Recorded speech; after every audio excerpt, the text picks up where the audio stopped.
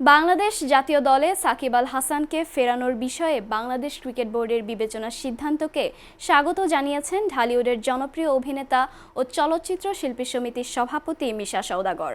মঙ্গলবার রাজধানীর উত্তরায় এক অনুষ্ঠানে গণমাধ্যমকে নিজের মতামত জানান তিনি। মিশা সওদাগর বলেন, সাকিব আল হাসানকে আরও আগেই জাতীয় দলে ফেরানো উচিত ছিল। তার মতে, সাকিবের মতো অভিজ্ঞ ও মেধাবী খেলোয়াড় দলের জন্য অত্যন্ত গুরুত্বপূর্ণ। তিনি আরও বলেন, যোগ্যতা ও মেধার ভিত্তিতেই খেলোয়াড়দের সুযোগ দেওয়া উচিত। ক্রিকেট ও রাজনীতিকে এক করে দেখা যায় না এবং সংস্কৃতির মতো খেলাধুলায় রাজনীতির প্রভাব পড়লে সেটি ক্ষতির কারণ হয়ে দাঁড়ায়। গত ২৭ জানুয়ারি রাজধানীর উত্তরায় একটি লাইফস্টাইল ব্র্যান্ডের উদ্বোধনী অনুষ্ঠানে উপস্থিত হন মিশা সওদাগর। তিনি জানান, বড় অঙ্কের পারিশ্রমিক বা অফার থাকলেও শুধুমাত্র সততা ও বিশ্বাসযোগ্যতার ভিত্তিতেই তিনি ব্র্যান্ডের সঙ্গে যুক্ত হন।